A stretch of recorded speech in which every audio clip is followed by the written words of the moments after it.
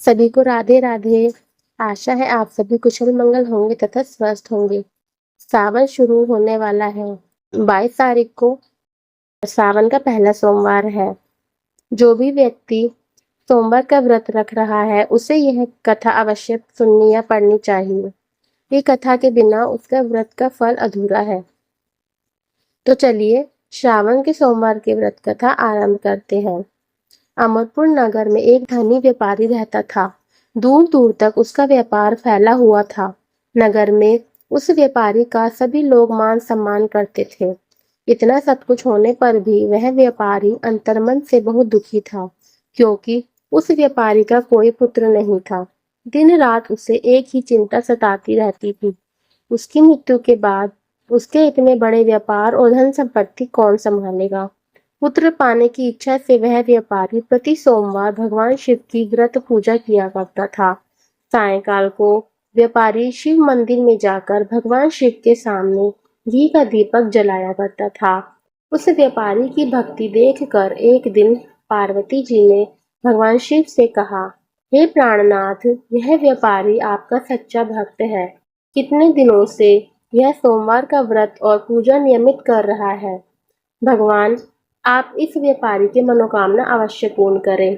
भगवान शिव ने मुस्कुराते हुए कहा, हे पार्वती, इस संसार में सबको उसके कर्म के अनुसार फल की प्राप्ति होती है। प्राणी जैसा कर्म करते हैं उन्हें वैसा ही फल प्राप्त होता है। इसके बावजूद पार्वती जी नहीं मानी। उन्होंने आग्रह करते हुए कहा, नहीं प्राणनाथ, आपको इस व्यापारी की इच्छा पूरी करनी ही पड़ेगी। यह आपका अनन्य भक्त है। प्रति सोमवार आपका विधिवत व्रत रखता है और पूजा अर्चना के बाद आपको भोग लगाकर एक समय भोजन ग्रहण करता है। आपको इसे पुत्र प्राप्ति का वरदान देना ही होगा। पार्वती जी का इतना आग्रह देखकर भगवान शिव ने कहा, तुम्हारे आग्रह पर मैं इस व्यापारी को पुत्र प्राप्ति का वरदान देता हूँ, लेकिन इसका पुत्र 16 वर्ष से अधिक जीवित नहीं रहेगा। उसी रात भगवान शिव ने स्वप्न में उस व्यापारी को दर्शन देकर उसे पुत्र प्राप्ति का वरदान दिया और उसके पुत्र के 16 वर्ष तक जीवित रहने की बात भी बताई। भगवान शिव के वरदान से व्यापारी को खुशी तो हुई, लेकिन पुत्र की अल्पायु की चिंता ने उस खुशी को नष्ट कर दिया। व्यापारी पहले की तरह सोमवार का विधिवत व्रत करता रहा। कुछ महीने पश्चात उसके घर अति सुंदर पुत्र उत्पन्न हुआ। पुत्र जन्म से व्यापारी के घर में खुशियां भर गई। बहुत धूमधाम से पुत्र जन्म का समारोह मनाया गया। व्यापारी को पुत्र जन्म की अधिक खुशी नहीं हुई, क्योंकि उसे पुत्र की अल्पायु के रहस्य का पता था। यह रहस्य घर में किसी को नहीं मालूम था। विद्वान ब्राह्मणों ने उस पुत्र का नाम अमर रखा। जब अमर 12 वर्ष का हुआ तो शिक्षा के लिए उसे वाराणसी भेजने का निश्चय हुआ। व्यापारी ने अमर के मामा दीपचंद को बुलाया और कहा कि अमर को शिक्षा प्राप्त करने के लिए वाराणसी छोड़ आओ। अमर अपने मामा के साथ शिक्षा प्राप्त करने के लिए चल दिया।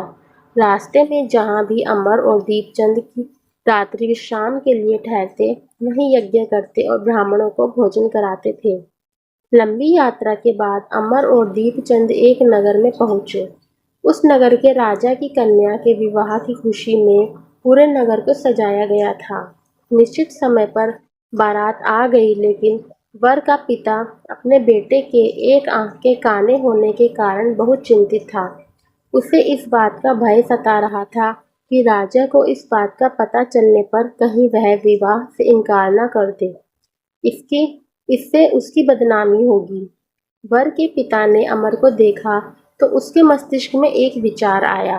उसने सोचा, क्यों न इस लड़के को दूल्हा बनाकर राजकुमारी से विवाह करा दूं। विवाह के बाद इसको धन देकर विदा कर दूंगा और राजकुमारी को अपने नगर में ले आऊंगा। वर के पिता ने इसी संबंध में अमर और दीपचंद से बात की। दीपचंद ने धन मिलने के लालच में वर के पिता की बात स्वीकार कर ली। अमर को दूल्हे के वस्त्र पहनाकर राजकुमारी चंद्रिका से विवाह करा दिया। राजा ने बहुत सा धन देकर राजकुमारी को विदा कर दिया। अमर जब लौट रहा था तो सच नहीं छिपा सका और उसने राजकुमारी की ओढ़नी पर लिख दिया, राजकुमारी चंद्रिका, तुम्हारा विवाह तो मेरे साथ हुआ था। मैं तो वाराणसी में शिक्षा प्राप्त करने जा रहा हूँ। अब तुम्हें जिस नवयुवक की पत्नी बनना पड़ेगा वह एक आंख से काना है। जब राजकुमारी ने अपनी ओढ़नी पर लिखा हुआ पढ़ा तो उसने काने लड़के के साथ जाने से इनकार कर दिया। राजा ने सब बातें जानकर राजकुमारी को महल में रख लिया। उधर अमर अपने मामा दीपचंद के साथ वाराणसी पहुंच गया। अमर ने गुरुकुल में पढ़ना आरंभ कर दिया। जब अमर की आयु 16 वर्ष की हुई तो उसने एक यज्ञ किया। यज्ञ की समाप्ति पर ब्राह्मणों को भोजन करवाया और खूब अन्न वस्त्र दान किए। रात को अमर अपने शयन कक्ष में सो गया। शिव के वरदान के अनुसार शयनावस्था में ही अमर के प्राण पखेरु उड़ गए। सूर्योदय पर मामा अमर को मृत देखकर रोने पीटने लगे। आसपास के लोग भी एकत्र होकर दुख प्रकट करने लगे। मामा के रोने विलाप करने के स्वर समीप से गुजरते हुए भगवान शिव और माता पार्वती ने भी सुने। पार्वती जी ने भगवान से कहा, प्राणनाथ, मुझसे इनके रोने के स्वर सहन नहीं हो रहे। आप इस व्यक्ति के कष्ट अवश्य दूर करें। भगवान शिव ने पार्वती जी के साथ अदृश्य रूप में समीप जाकर अमर को देखा तो पार्वती जी से बोले, पार्वती, यह तो उसी व्यापारी का पुत्र है। मैंने इसे 16 वर्ष की आयु का वरदान दिया था। इसकी आयु तो पूरी हो गई है। पार्वती जी ने फिर भगवान शिव से निवेदन किया, हे प्राणनाथ, आप इस लड़के को जीवित करें, नहीं तो इसके माता पिता पुत्र की मृत्यु के कारण रो रो कर अपने प्राणों का त्याग कर देंगे। इस लड़के का पिता तो आपका परम भक्त है, वर्षों से सोमवार का व्रत करते हुए आपको भोग लगा रहा है। पार्वती जी के आग्रह करने पर भगवान शिव ने उस लड़के को जीवित होने का वरदान दिया और कुछ ही पल में वह जीवित होकर उठ बैठा। शिक्षा समाप्त करके अमर मामा के साथ अपने नगर की ओर चल दिया। दोनों चलते हुए उसी नगर में पहुंचे जहां अमर का विवाह हुआ था। उस नगर में भी अमर ने यज्ञ का आयोजन किया। समीप से गुजरते हुए नगर के राजा ने यज्ञ का आयोजन देखा। राजा ने अमर को तुरंत पहचान लिया। यज्ञ समाप्त होने पर राजा अमर और उसके मामा को महल में ले गया और कुछ दिन उन्हें महल में रखकर बहुत सा धन वस्त्र देकर राजकुमारी के साथ विदा किया। रास्ते में सुरक्षा के लिए राजा ने बहुत से सैनिकों को भी साथ भेजा। दीपचंद ने नगर में पहुंचते ही एक दूत को घर भेजकर अपने आगमन की सूचना भेजी। अपने बेटे अमर के जीवित वापस लौटने की सूचना से व्यापारी बहुत प्रसन्न हुआ। व्यापारी ने अपनी पत्नी के साथ स्वयं को एक कमरे में बंद कर रखा था। भूखे प्यासे रहकर व्यापारी और उसकी पत्नी बेटे की प्रतीक्षा कर रहे थे। उन्होंने प्रतिज्ञा कर रखी थी कि यदि उन्हें अपने बेटे की मृत्यु का समाचार मिला तो दोनों अपने प्राण त्याग देंगे। व्यापारी अपनी पत्नी और मित्रों के साथ नगर के द्वार पर पहुंचा। अपने बेटे के विवाह का समाचार सुनकर पुत्र वधू राजकुमारी चंद्रिका को देखकर उसकी खुशी का ठिकाना न रहा। उसी रात भगवान शिव ने व्यापारी के स्वप्न में आकर कहा, हे श्रेष्ठी, मैंने तेरे सोमवार के व्रत करने और व्रत कथा सुनने से प्रसन्न होकर तेरे पुत्र को लंबी आयु प्रदान की है। व्यापारी बहुत प्रसन्न हुआ।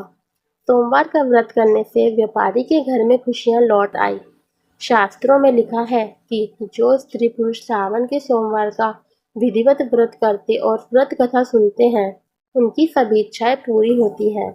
ये गौरी शंकर भगवान की जय।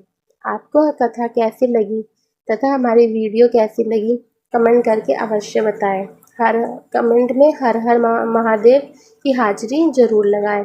ऐसी ही पौराणिक कथाओं और तीज त्योहारों की जानकारी प्राप्त करने के लिए हमारे चैनल को अवश्य सब्सक्राइब करें तथा बेल आइकन दबाना ना भूलें। हमारी वीडियो को लाइक करें, शेयर करें तथा कमेंट करें। राधे राधे।